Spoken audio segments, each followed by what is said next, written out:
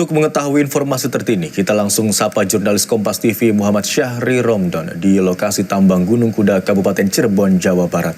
Selamat siang Syahri, bagaimana perkembangan pencarian korban hilang? Apakah ada korban baru yang ditemukan pada siang hari ini? Ya, baik Imron di studio dan saudara, selamat siang. Sampai saat ini proses pencarian 4 korban yang masih dalam daftar hilang akibat musibah longsor tambang batu Gunung Kuda masih dilakukan pencarian.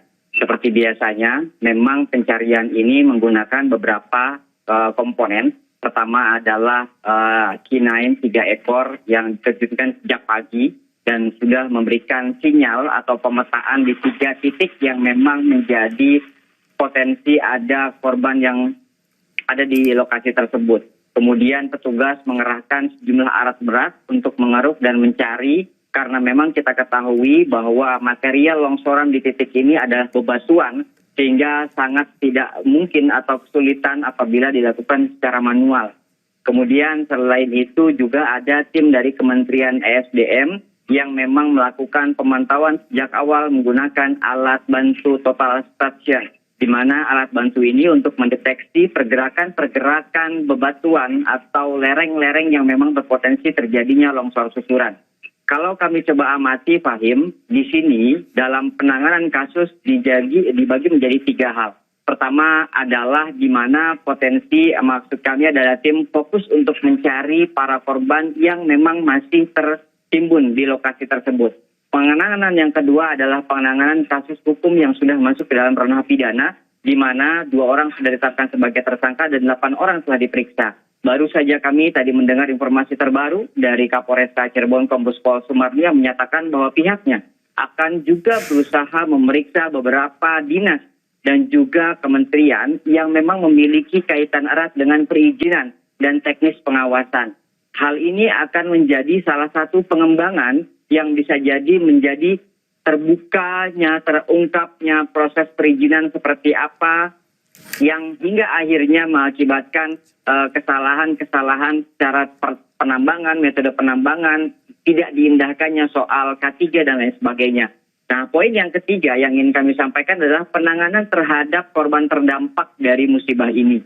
Yakni dari sejak kemarin pemerintah berusaha untuk memberikan bantuan baik dari kabupaten kemudian provinsi Jawa Barat kepada para korban yang terdampak dari musibah longsor ini. Baik mereka yang anggota keluarganya meninggal dunia ataupun luka-luka. Dan hari ini kami mendapatkan informasi terbaru, Imron, bahwa ada dari wakil Kementerian Sosial,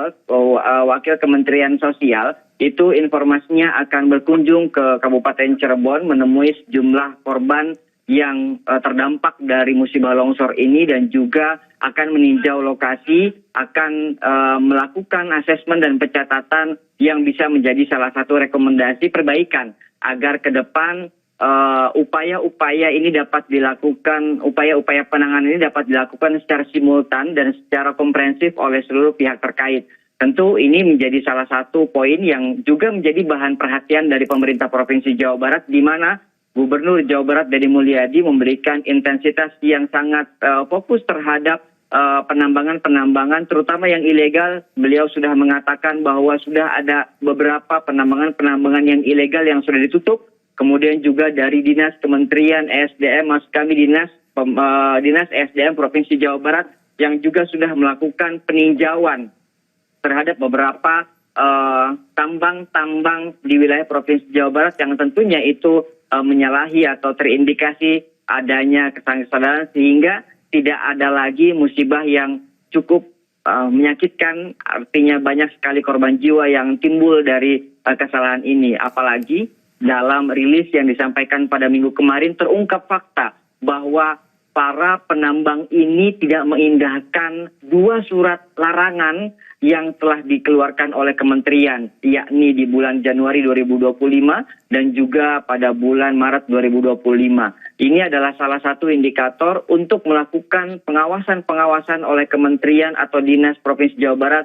agar mencegah adanya hal-hal yang tidak diinginkan seperti yang hari ini terjadi. Ada 21 orang yang meninggal dunia dalam kasus ini dan 4 lainnya masih dilakukan pencarian. Tampaknya saat ini Imron sudah dalam upaya memasuki waktu istirahat sehingga akhirnya sejumlah alat berat yang semula difokuskan sejak pagi bahkan sejak hari pertama digunakan pada jam tertentu memang dihentikan sementara waktu. Momen istirahat ini kemudian nanti akan kembali dilanjutkan pada pukul siang nanti. Tentu kami berharap agar 4 korban yang masih dalam daftar hilang dan terus dicari keberadaannya dapat segera ditemukan, dan dalam kondisi apapun tentu itu sangat diharapkan nanti oleh para keluarga korban yang sampai sejak awal masih menanti keberadaan dan informasi para korban ini. Imron. Baik, pencarian terhadap 4 korban hingga siang hari ini masih terus dilakukan. Dikerahkan 3 anjing pelacak juga untuk mencari korban, di mana fokus pencarian difokuskan pada 3 titik yang diduga menjadi tempat atau lokasi korban tertimbun. Terima kasih atas laporan Anda, jurnalis Kompas TV Muhammad Syahri Romdon yang melaporkan dari Cirebon, Jawa Barat.